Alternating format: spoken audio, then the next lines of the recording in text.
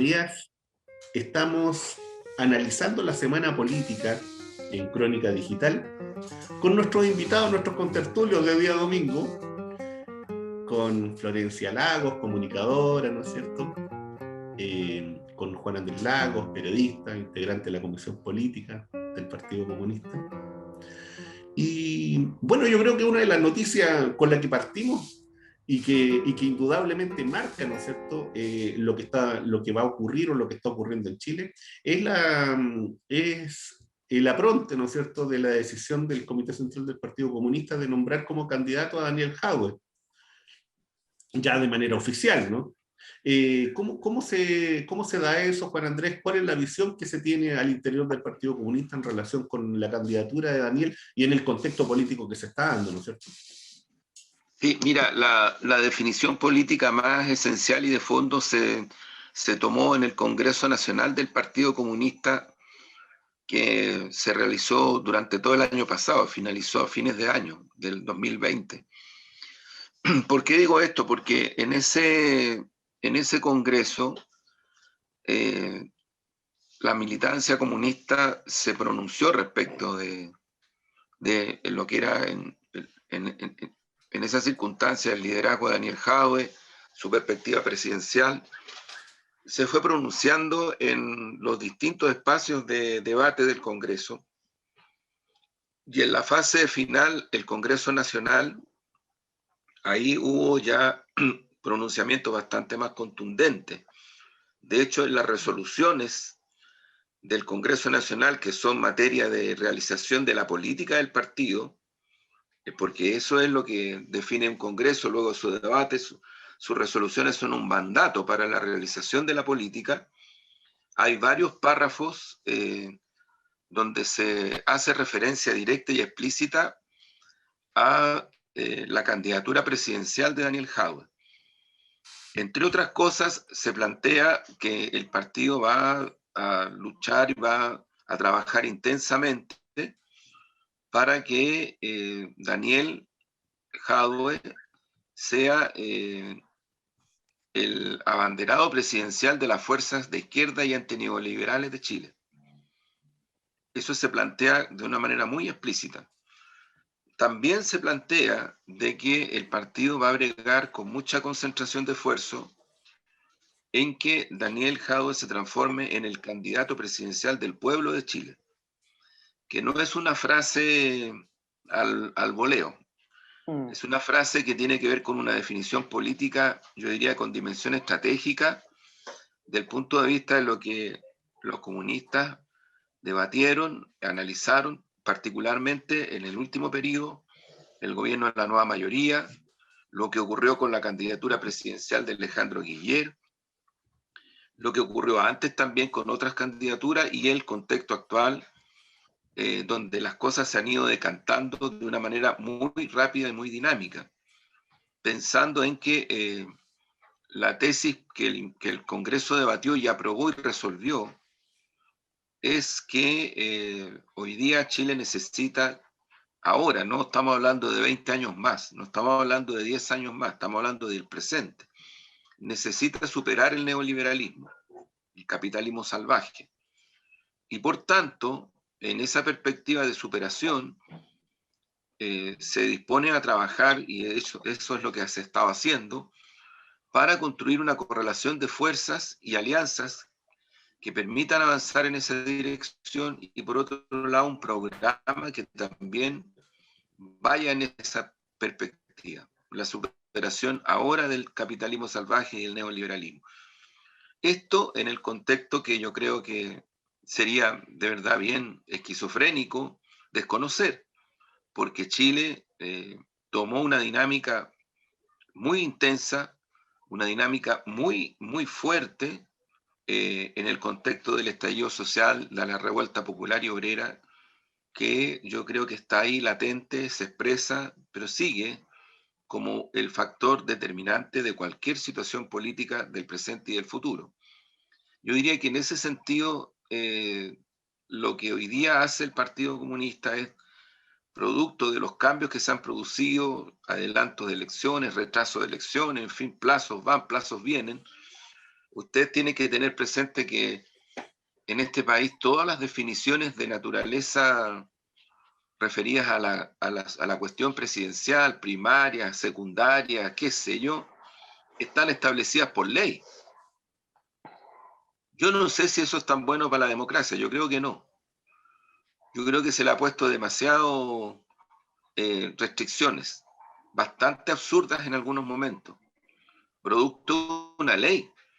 Entonces lo que está haciendo ahora el Partido Comunista es, también considerando estos aspectos de plazos legales, lo que está haciendo es lo que la ley exige, y es que tiene que ser el comité central del partido, en este caso, si fuera otro partido también lo tendría que hacer, o su comité central, o su máxima dirección colectiva, en fin. En este caso, el comité central, el que va a hacer esta proclamación que obviamente tiene efectos políticos. Pero yo esto lo señalo, Omar y Florencia, porque la definición política gruesa, fundamental, ya se tomó en el Congreso Nacional del partido. Y eso es lo que yo creo que es importante tener presente ahora, y efectivamente, Omar, tú tienes razón, esta definición que se va a hacer eh, sobre la base de las definiciones que se tienen que tomar respecto de la ley de partidos políticos, evidentemente que se produce en un contexto bien especial, donde hay esfuerzos por tratar de generar espacios de intercambio entre las oposiciones diversas que hay. Hay varias candidaturas presidenciales en curso, hay declaraciones de partidos y de gente que hace referencias de que unos para adentro, otros para afuera, en fin, hay un momento bien especial también que se produce en Chile.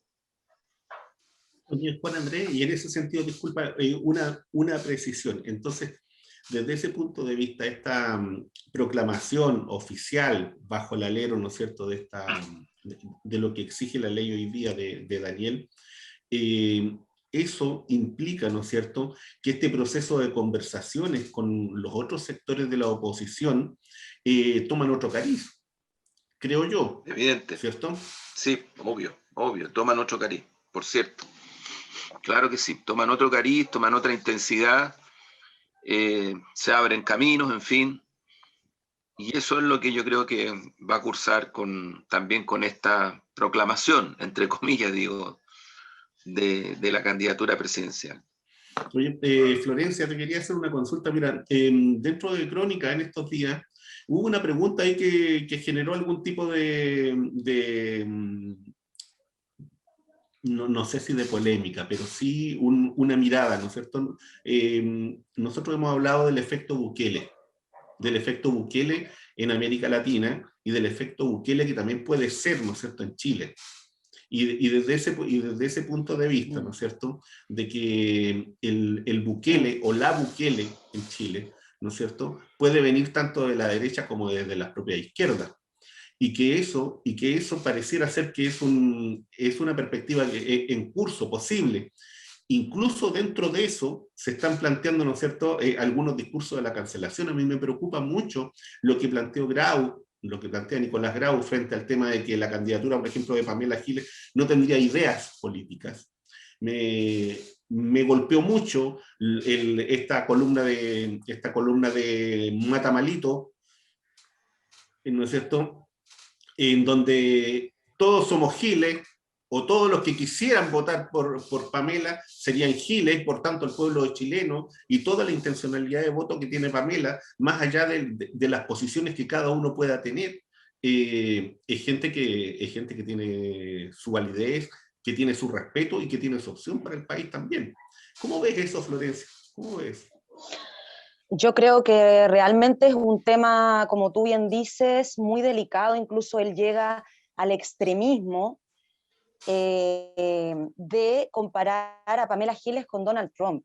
Y recordemos que más allá de que te guste o no la diputada, primero es una diputada de la República, segundo es una mujer que tiene una historia con este país, con hechos, ha demostrado y que sus ideas no son en el fondo solamente puro papel o fantasía, sino que ha hecho cosas. Hay, como tú bien dices, una gran cantidad de gente que la siguen y que no la siguen a ella solamente porque es ella, que tiene una manera, si tú quieres, irreverente, carismática, distinta de ejercer la política y también de ejercer el periodismo. Recordemos el trabajo que ella hizo también en televisión, este personaje que ella creó, en fin. También se está atacando en el fondo el proyecto de ella, un proyecto que es súper igual transgresor, de validación de los derechos sociales. O sea, no solo se le ataca a ella, se le ataca a las ideas. Y también incluso llega a el extremo de aprovechar Matamalito en su columna, de sentar la base de que poco menos que todos los que apoyemos los procesos de revolución de América Latina, llámese Venezuela, Cuba y Nicaragua, estamos apoyando dictaduras y en el fondo estamos siendo incoherentes con lo que estamos predicando en nuestro propio país por estar apoyando, entre comillas, yo, esas dictaduras entre comillas, porque él nada dice, por ejemplo, yo no he visto ningún artículo de Matamalito señalando que el sistema político de Estados Unidos es el sistema más antidemocrático de esta tierra, donde los ciudadanos ni siquiera votan directamente y están tan mal educados que ni siquiera saben que no votan. Los gringos creen que ellos votan y ellos no votan directamente por el presidente, no hay voto directo. Y eso, si ocurriera en Venezuela, ¡ay, la dictadura! Pero en Estados Unidos, calladito. ¿Por qué? Porque él trabaja para CNN. Su gran jefe es Estados Unidos y sus aliados, que es los intereses que finalmente él defiende. Entonces creo que también empezar como a, también de parte de la propia izquierda, se han levantado voces criticándola duramente por la forma en que ella expresó ese discurso. Yo tampoco estoy de acuerdo. Y no solo con ella, porque no solo ella hace esas cosas. En Chile hace rato que la política se viene denigrando y transformando en una especie de circo, porque de esa manera también, y los que caen en eso creo que de manera quizás a veces ingenua caen en eso por tratar de hacer irreverentes, pero pisan el palito, se desprestigia la política. Y entonces los ciudadanos que han perdido toda credibilidad en la política en Chile y en los políticos, más la pierden, porque lo ven como algo que no es serio, como algo que en realidad, o sea, burdo, grotesco, vulgar, va en contra de la cultura, de la educación, de la virtud. La virtud de los seres humanos se educa, no es algo con lo que uno nace, está bien ser irreverente, pero hay límites también. Y en eso quiero llegar al tema central que tiene que ver también. Veía un video del Papa Francisco, una entrevista que se le hizo al Papa Francisco, donde justamente hablaba y le decía que los periodistas tenían que tener cuidado de 4 cosas. Una era 4 pecados, decía el Papa, a propósito de los católicos. La calumnia, la difamación, y todo eso está haciendo Matamala, la calumnia, la difamación, y la coprofilia le llama él, que es el amor a la caca, en el fondo, y que tiene que ver con esto de crear verdaderos burdos espectáculos alrededor de gente que, o sea, de una manera súper sutil, le está diciendo que son una caca a este tipo de personas que ejercen el periodismo así. Eso le está diciendo el Papa Francisco, que en el fondo construyen escenarios, construyen matrices de opinión para desbaratar no solamente una persona, para desbaratar un proyecto y una idea, que es lo que han hecho con Jadwe desde un tiempo para acá, también medios de comunicación, y no solo con Jadwe. Recordemos que hace 2 años, o hace 3 años, o un poco más, no me acuerdo, El País, el periódico El País, sacó un titular diciendo que Camila Vallejo era adherente a la pedofilia. Camila Vallejo se querelló, al final eso quedó en nada y ahí está el titular. Y entonces el que vea es Google, puede ver y va a creer, porque ese es el poder de las masas. Y tú le preguntas a la gente, ¿pero dónde usted sacó que eso que está diciendo? No, lo leí en El País. Entonces encuentro que es grave, no es menor, es muy grave lo que hace Matamala, porque más encima él construye un personaje de cierta pluralidad, porque en el fondo también le pega a la derecha, pero es el típico como caballo de Troya que tenemos inserto lamentablemente dentro de nosotros, donde hay gente de nuestro sector que lo ven como una persona progresista. Sin embargo, yo lo veo a él como un peón del imperio a través de su cuarto poder, que son los medios de comunicación. Juan Andrés, viendo esta dimensión de esto que estamos conversando de una manera también más profunda todavía, tú ves que en esto también hay un cambio de eje, en el sentido de que la política en un momento dado fue tremendamente racional, estableció una serie de discursividades que parecieran ser que de alguna forma se agotaron porque cayeron en el vacío y porque en el fondo la relación de lo que se estaba diciendo con lo que estaba ocurriendo en la realidad no era, estoy pensando en La alegría ya viene y tantas otras cosas, eso no da pie a que aparezca también este tipo de personaje y este tipo de discursividades que apuntan a otra forma de sensibilidad, a otra forma de comunicar, y que eso hace, ¿no es cierto?, que haya una audiencia y que haya un núcleo de personas que considere que ese tipo de discursividad tiene mayor peso o que lo sientan más cercano. No estamos un poco en eso en este minuto y en donde todos estos discursos racionales, en eso yo pienso en lo que elabora Grau, ¿no? Que es tan eurocéntrico cuando viene y dice, mire, si aquí están las ideas políticas están en este otro lado. Esta señora, la abuela, no tiene ideas políticas, pero tampoco a lo mejor las tienen otros. Pero antes que me responda, yo los invito a que escuchemos un tema de nuestro amigo Pancho Villa. Y al gran Pedro Enríquez, como siempre.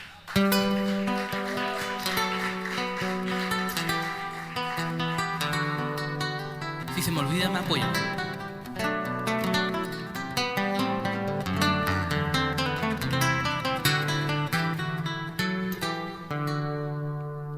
Yo no quiero entregarme sin dar dura batalla.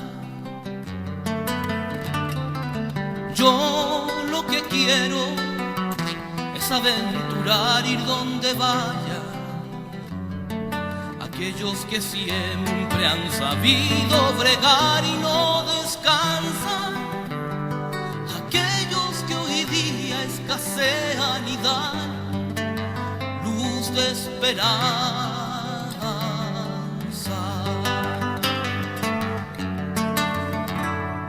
Yo no pretendo dejarme arrastrar por la corriente.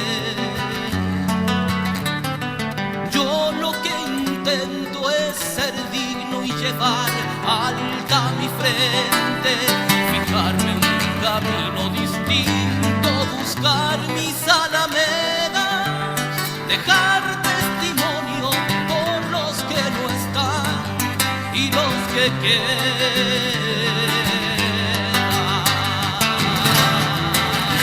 Y en tanto me anime un soplo de aire, y en tanto me quede amor que entregar, y en tanto me habite una gota de sangre, yo defenderé mi derecho a soñar.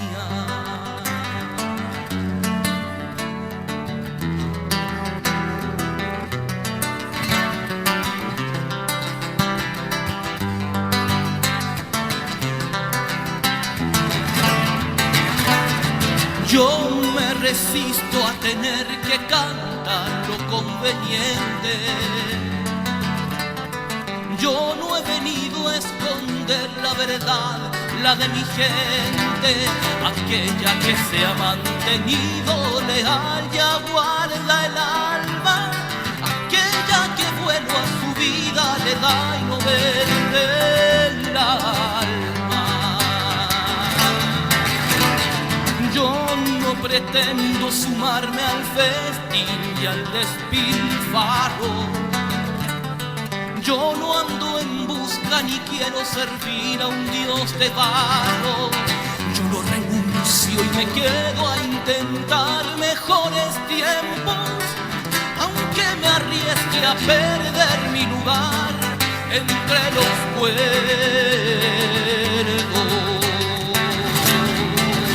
Y en tanto me anime un soplo de aire, y en tanto me quede amor que entregar, y en tanto me habite una gota de sangre, yo defenderé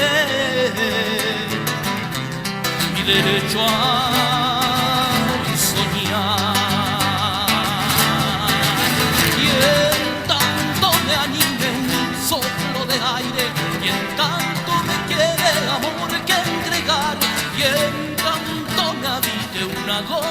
de sangre, yo defenderé mi derecho a soñar.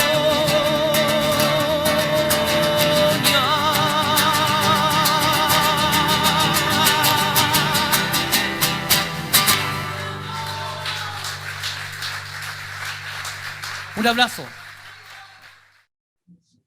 Bueno, Juan Andrés, ¿qué piensas? Bueno, es un tremendo tema. Mira, yo siento que la línea gruesa, la línea esencial en Chile está dada por lo que está cursando desde el punto de vista de que desde los 90 en adelante, por primera vez, se abre la posibilidad de un cambio de fondo en el país en todos los planos, plano económico, político, la constitución, en fin. Y no se abre para cualquier lado, se abre hacia la dirección de un proceso que tiene muchas similitudes con... No es igual, porque ningún proceso es igual, si eso es una absurda caricatura. Pero tiene similitudes esenciales desde el punto de vista de lo que está ocurriendo en muchos países de nuestro continente. Y por tanto, ahí lo que se coloca como cuestión principal es la dominación norteamericana en su patio trasero. No es casual que en estos días el vocero de la Cancillería china haya señalado que la disposición de China respecto de Venezuela es aportar en el contexto del escenario internacional a que en Venezuela se pueda superar la crisis que se expresa principalmente en los tremendos problemas que tiene Venezuela producto del bloqueo, porque Venezuela es un país bloqueado por Estados Unidos y por Europa, por las potencias. Pero además dice algo que no habían dicho antes, China no había dicho antes esto, y es que aquí no existen patios traseros de nadie. Y ese es un mensaje directo a Estados Unidos y a los gobiernos reaccionarios europeos. Yo también ubico exactamente el planteamiento de Matamala y de gente así, la ubico exactamente en la defensa ya más estratégica y más de fondo de una correlación mundial y que en particular se está dando en nuestra región, en donde el ideario del libertinaje, del mercantilismo, del individualismo, está en Estados Unidos. O sea, yo creo que para la élite chilena, la élite transversal, yo no creo solamente la derecha, la élite transversal de este país se refleja mucho en Estados Unidos, se sienten muy bien mirando hacia Estados Unidos, y también un eurocentrismo que es histórico. Hay un arribismo eurocentrista en Chile que ha tenido las élites en este país bastante marcado. Se identifican más claramente con esa posición desde el punto de vista de las correlaciones mundiales.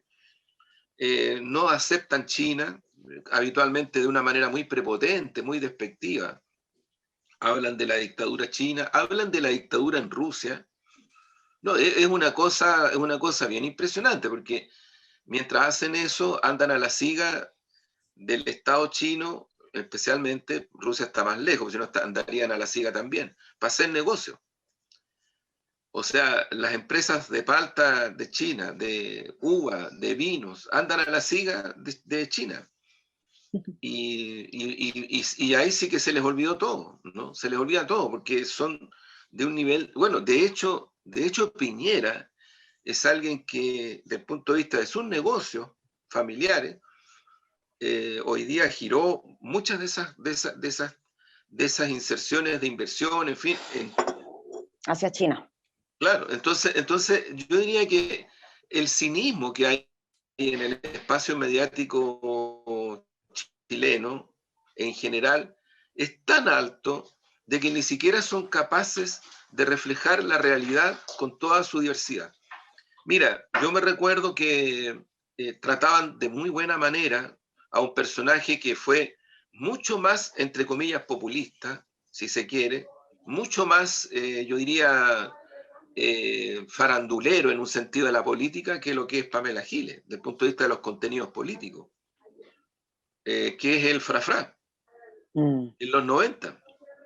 y que fue candidato presidencial, y que fue senador, y que la esposa fue senadora, y que ejerció el poder político desde una posición de poder económico inmensa, y más bien como que se le trataba con simpatía. El Mercurio, la Tercera, los canales de televisión, en fin, todos lo trataban con simpatía. ¿Por qué? Porque finalmente, y este es el tema para mi gusto de fondo, porque nunca, obviamente, el Frafá fue un peligro para ninguno de los poderes económicos y políticos de este país. Para ninguno. Esa es la realidad. O sea, no, yo creo que en eso tenemos que mirar con sentido de análisis objetivo el cuadro. Pamela sí, Pamela es un problema. Es un problema político muy de fondo, porque entre otras cosas, yo ahí me complico con lo que dice Grau. Porque si él considera, no sé, el 10% como un tema que no tiene que ver con las necesidades sociales de este país, con la política, no sé. Yo ahí, francamente, encuentro que es altamente peligroso lo que ha hecho Grau en ese sentido, en ese aspecto. Porque fíjate que un organismo internacional financiero, el Banco Mundial, acaba de dar el dato de que en Chile, esto no lo dio el Estado chileno, no lo da el Mercurio, no lo da CNN, lo dio el Banco Mundial. Acaba de decir de que han caído en situación de pobreza más de 2 millones de personas que provienen de la llamada clase media chilena. ¿Tú sabes con qué se han mantenido esas familias y esa gente que era clase media y que ahora son de la clase pobre? Con el 10%. Con el 10%. Entonces, cuidado, porque ocurre de que al final aquí quien se levante para cuestionar la miseria política y la miseria económica que proviene de un sistema y proviene de un gobierno se transforma en un adversario. He escuchado en estos días que dicen, hay que cuidar la figura presidencial. A ver, ¿de qué estamos hablando? Eso no lo está diciendo gente de derecha.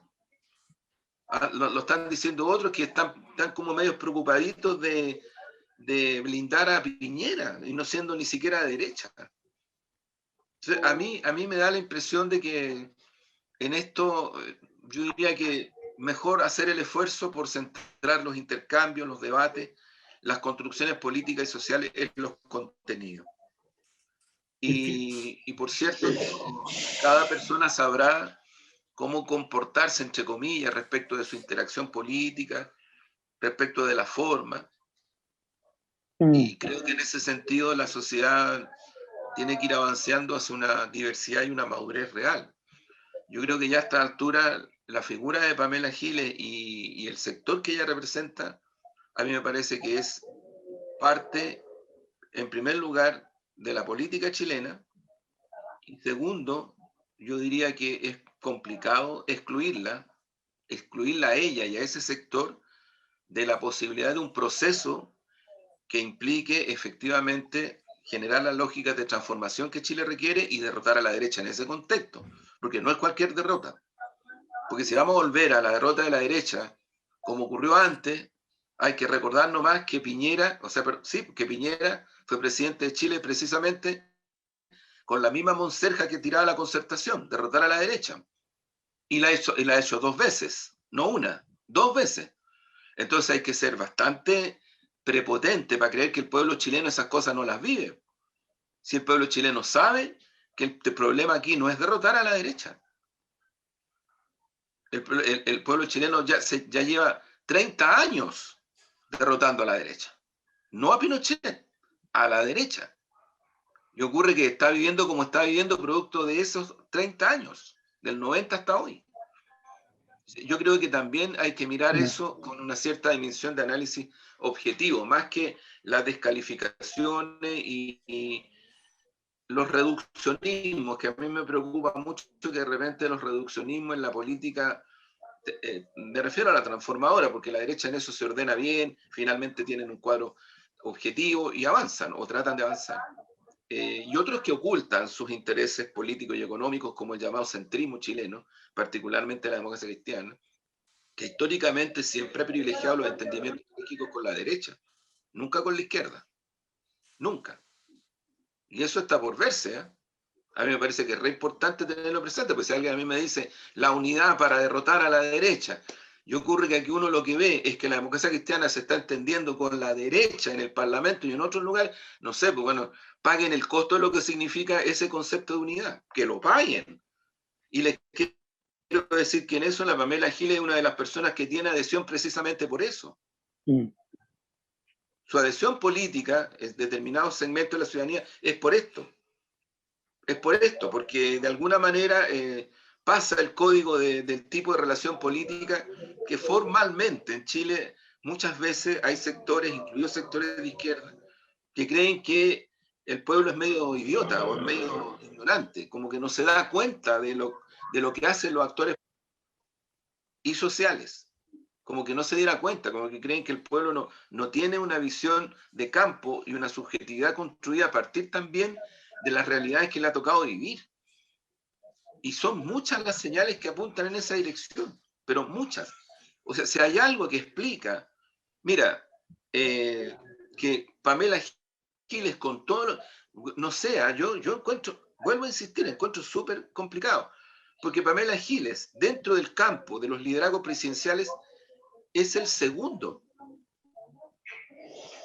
Mucho más arriba, pero mucho más arriba que Paula Narváez, qué decir de Marco Enrique, qué decir de Heraldo Muñoz, qué decir de Jimena Rincón.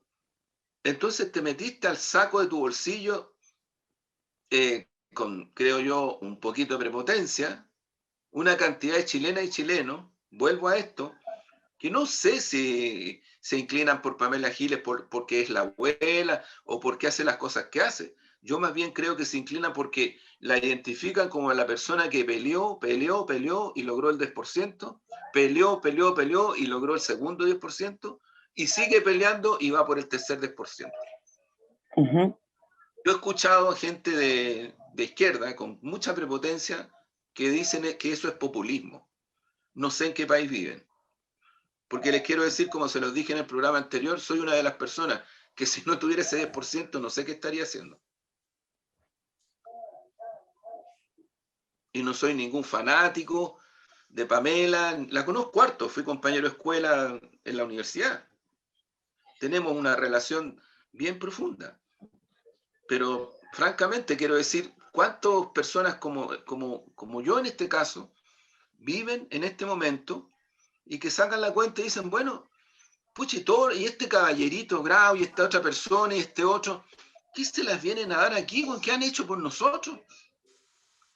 Y le pegan el chirolazo a esta mujer que ha puesto el cuerpo, bueno, y la fuerza para sacar el 10%. Yo creo que el otro, que tiene ese mismo perfil, claro que la Pamela se las arregló porque ella es hábil, pues, para nublarlo, porque en realidad y en rigor, el otro que empujó originalmente el proyecto del 10% el año pasado es Jaime Mulet.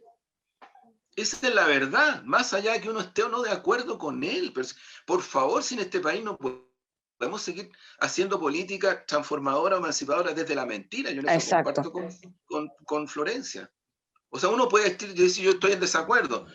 Varios dijeron, no, esa es una forma de oblicuar el problema porque al final va a ser la necesidad de la gente con sus propios ahorros, en fin. Todo lo que ustedes quieran. Pero el que empujó el primer 10%, el que empujó incluso con Pamela y otros más, fue Jaime Mulet. Y lo mismo pasa con el impuesto a los super ricos, que también hay nombre y apellido de gente que ha empujado eso. La Camila Vallejo,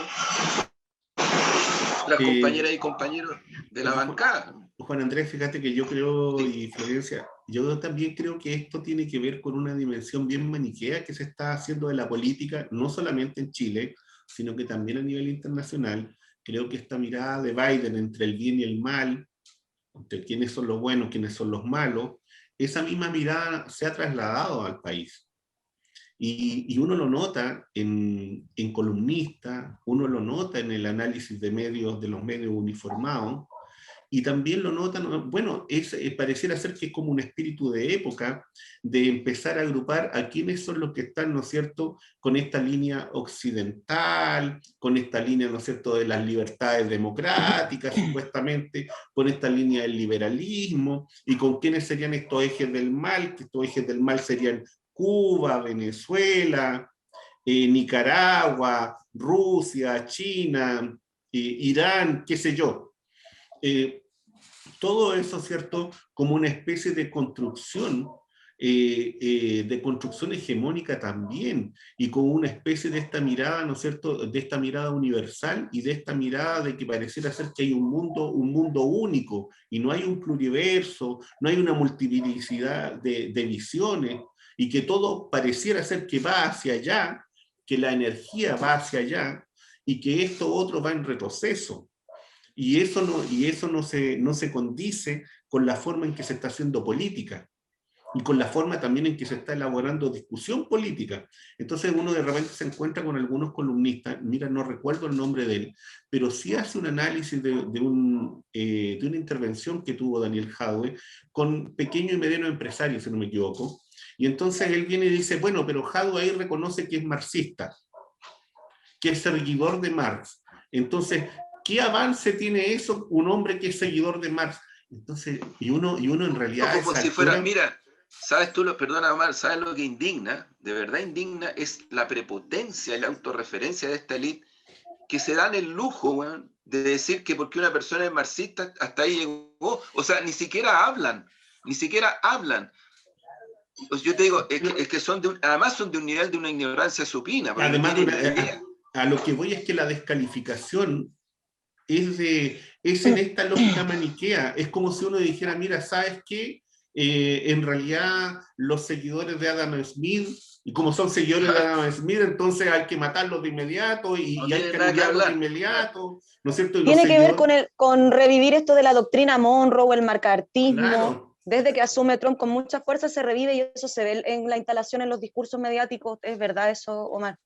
De hecho, en su artículo contra Giles, además Matamala nombra como que ella es adherente de las dictaduras de América Latina, justamente los pueblos que están luchando contra el imperio de Estados Unidos, por los que tú nombrabas.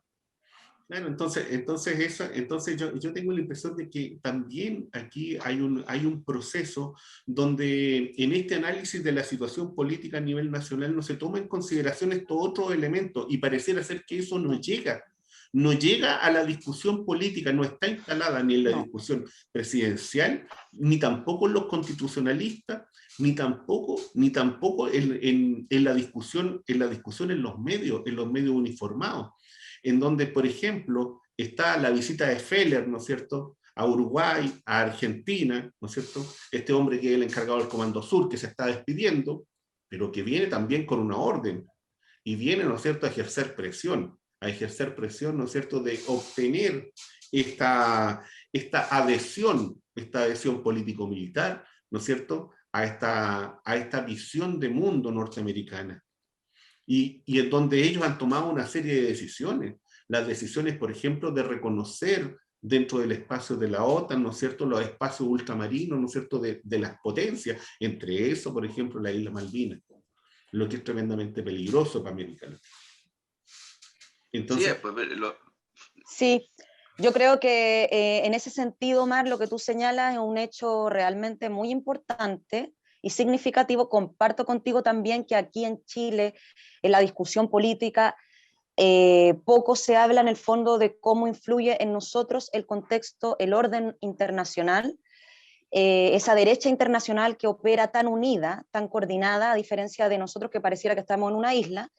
Y efectivamente, además, ese jefe del Comando Sur, además de querer llegar a América Latina a ordenar su ganado, o sea, llámese el presidente de Uruguay, Luis Lacalle Pou, que es de derecha, el colombiano, Piñera, la primera venta de armas nucleares es hacia Chile, viene también, no elige cualquier fecha, sino que viene en una semana en que estamos justamente hoy en las elecciones en Ecuador y en Perú, que se eligen nada más que a los presidentes, elecciones que se han dado en unas circunstancias realmente de anomalía democrática, con persecución a los líderes políticos del progresismo, del correísmo. Recordemos que Correa ni siquiera puede entrar a Ecuador. Inscribir la candidatura de Andrés Arauz fue un parto.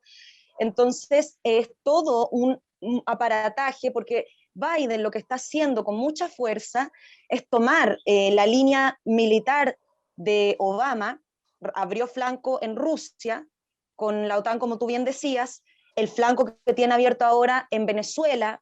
Recordemos que la frontera con Colombia, en Venezuela hay abierto un flanco donde hay enfrentamientos constantemente ahora, donde la Fuerza Armada Nacional Bolivariana ha tenido que desarticular campamentos de paramilitares, o sea, de estos campamentos de narcos paramilitares con los que actúa el gobierno colombiano para poder desestabilizar la región en este caso. O sea, tiene abierto con Rusia, tiene abierto con Venezuela, y también ha vuelto en Oriente, Medio Oriente, a generar ruido porque no se pone de acuerdo con Irán con respecto a restablecer el acuerdo nuclear, cosa que es muy grave para la paz mundial, y de lo cual, como tú bien dices, en Chile no se habla mucho de eso.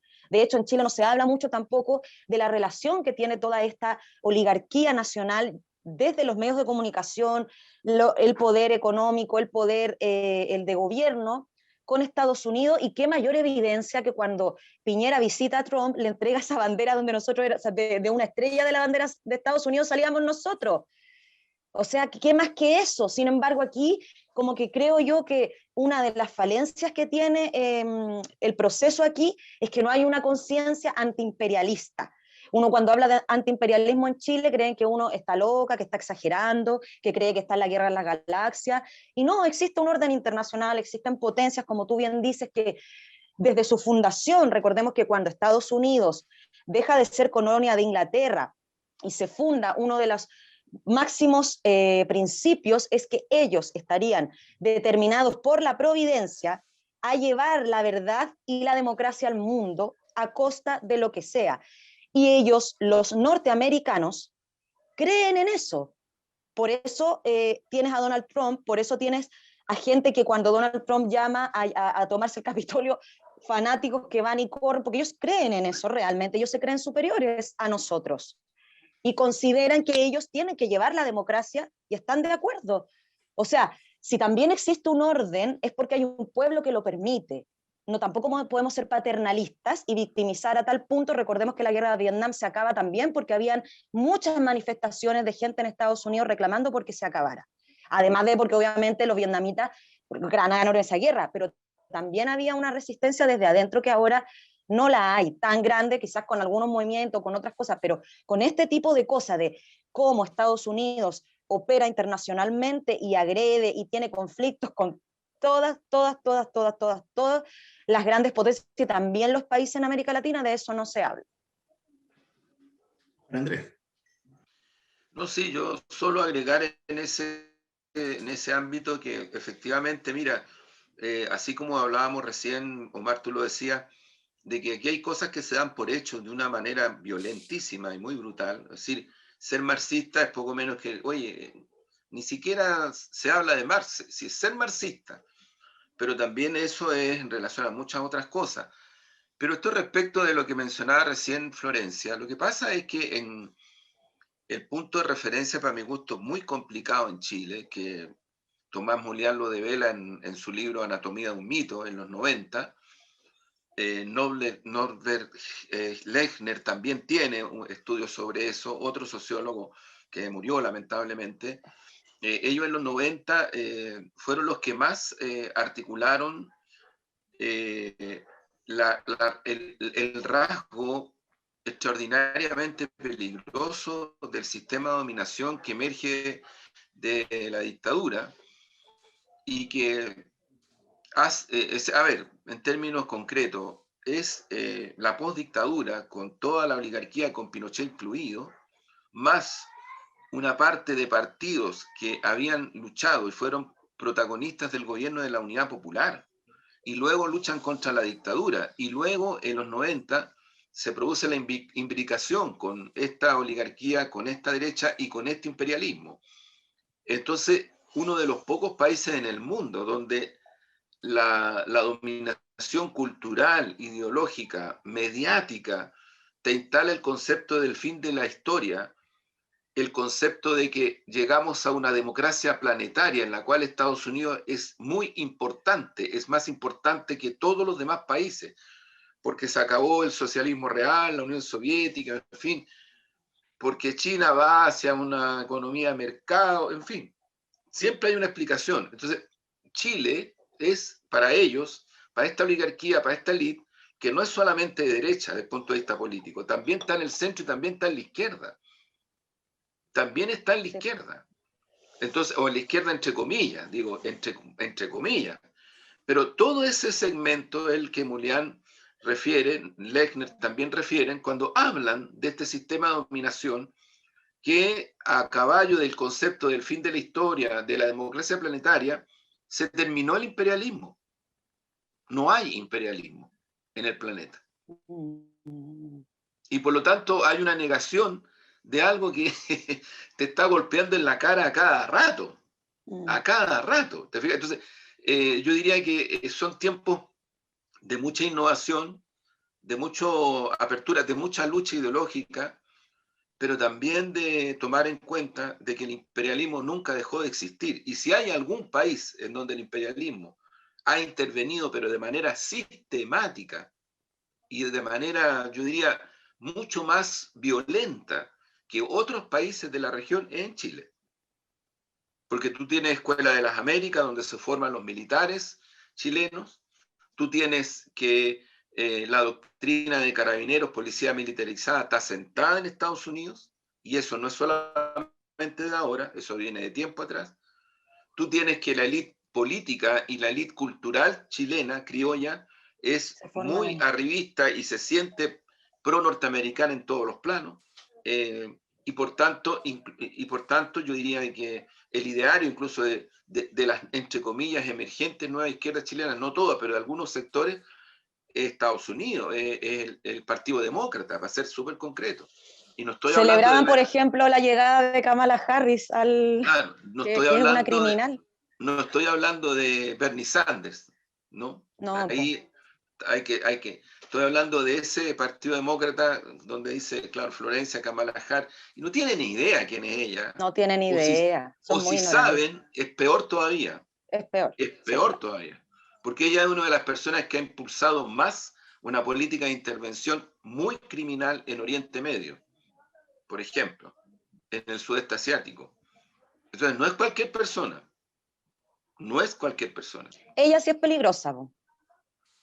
Claro, que tiene ese rostro del progresismo, de mujer, en fin, porque al final también aquí también se está trabajando mucho eso. Yo no sé qué vamos a hacer, qué vamos a hacer cuando a este tipo de, entre comillas, feminismos, Margaret Thatcher sea también un ejemplo. No, eso te iba a decir que... Una pregunta, una Oye, voy a decir algo súper... Oye, que sí, eso es un tema, porque voy a decir algo súper impopular, pero ya poco menos que por ser mujer ya intocable, ya nadie te puede criticar, puede hacer lo que quiera, y casi que políticamente puede ser de derecha, defender... No, pero eso, Florencia, pero eso en determinados espacios, porque las mujeres, puedo decirlo, del concepto de emancipación popular, de emancipación feminista, les dan como caja. Sí, y les van a seguir dando duro. Sí, el establishment... Le quiero hacer la última pregunta, que es de política contingente. ¿Y qué tiene? Melero, ¿a qué llegó Melero? ¿A qué llegó Melero? Pregunto porque... Yo muy concreto, mira, Melero es, es parte del gremialismo que impulsó el golpe de Estado antes de que el golpe de Estado fuera una iniciativa política tomada por la derecha más formalmente y por la democracia cristiana, para decir cosas objetivas y reales, no ficciones. Y si alguien cree que estoy diciendo algo así, les recomiendo un libro que investiga todo eso y devela todo eso, del periodista español Mario Amorós, ¿no? Y ahí con antecedentes, con documentos, con todo, queda en evidencia de que la democracia cristiana, su cúpula política, también impulsó el golpe. No estamos hablando de ficciones. Melero es del grupo de Guzmán, de Chadwick, de Coloma. Es el grupo que inicialmente empujó el concepto de golpe. Luego no fue partidario, sino que fue protagonista político de la dictadura. De hecho, asume en los 80 como uno de los primeros alcaldes designados por Pinochet en Pudahuel.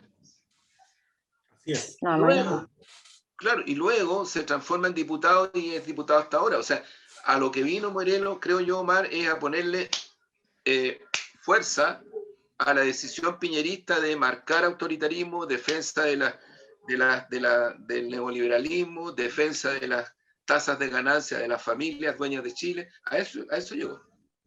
Claro. Bueno. Yo también, sí. Dale, No. dale.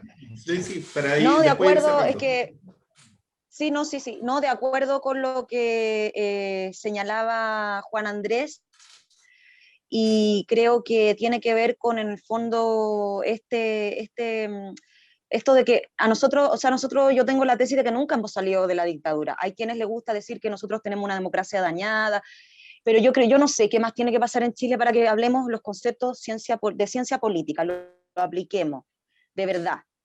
Porque yo no sé, ¿qué más tiene que pasar para que no exista el Estado de Derecho en Chile? No sé. O sea, tenemos todos los cívicos de la dictadura militar en el poder, bueno, desde el presidente, y la verdad es que sigue en la misma línea, pues como en realidad es lo que decía Juan Andrés. Es que ese es un tema de debate que, mira, viene desde los 90. Yo les quiero comentar, una vez una reunión en la cual yo también estuve, estaba Gladys, yo mismo y Marta Hagne, que era una gran teórica de la izquierda latinoamericana. Y me acuerdo que Marta Hagne le preguntó a Gladys, ¿qué piensas tú de lo que está pasando en Chile? Y Gladys le dijo, yo creo, esto fue en los 90, mediados de los 90, yo creo, le dijo Marta, que en Chile no hay democracia. ¿Qué? Le dijo Marta Hagne. ¿Qué? ¿Cómo? No hay democracia. Este no es un Estado democrático. Y fue súper interesante porque yo creo que ahí Gladys tiró elementos duros que en los 90, o sea, en los 90 decir que en Chile no había democracia es lo que le pasó a mi querido amigo, que tú seguramente, Omar, lo debes conocer, pues, el dramaturgo y escritor Ariel Dorfman. Sí, por supuesto. Ariel Dorfman llegó a Chile, hizo una obra de teatro que fue cuestionada por Montescos y Capuletos. Lo hicieron pedazo. Todos los críticos, incluidos los de este sector, lo hicieron pedazo. Se sintió tan mal que me acuerdo que yo conversé varias veces con él, incluso me fue a ver cuando yo estaba preso. Me dijo, ¿sabes qué? Yo me voy de Chile, me dijo. Me voy de Chile, Andrés, porque no siento que, no sé, aquí no tengo espacio. Y se volvió a Estados Unidos, porque él vivía en Estados Unidos. Bueno, la obra la dieron en Broadway, porque en eso Gringolandia tiene otras lógicas. Uh-huh. La dieron en Broadway con actrices y actores de gran nivel, Glenn Close, entre otras. Después la dan en Europa y la dirige ni más ni menos, y luego la toma como película este director polaco, que hizo una película también sobre la invasión y la represión a judíos en Polonia, ¿no? Y terminó siendo famosísima. Bueno, Ariel vuelve a Chile y lo reciben como un rey. Entonces él se reía y decía, bueno, a la Gabriela Mistral, yo no soy la Gabriela Mistral, no le llegó ni a los talones, pero le pasó lo mismo. En fin, dijo, ese es mi país. Tuvo un tiempo aquí en Chile y se volvió a ir. Bueno, estamos llegando al final del programa. Agradecerles una vez más, ¿no es cierto?, de parte de Crónica Digital. Perdóname, ahora me acordé. Roman Polanski. Roman Polanski, sí. Polanski, sí, agradecerle a Florencia, a Juan Andrés, ¿cierto?, el tiempo, la disposición. Y bueno, y la reflexión que estamos tratando de hacer para que quienes vean y escuchen este programa consideren que, ojalá, que hay elementos de cierta seriedad y que no tienen que ver solamente con una cuestión de opinología. Eso pues. Y que estén muy bien. Nos debes un poema, Omar. Sí. Ya lo sé, pero no estoy en este momento en mi casa, estoy transmitiendo desde otro lugar. Muy bien. Desde otro. Muchas gracias, Omar. En Muchas algún gracias. lugar de Santiago se decía, en otros tiempos.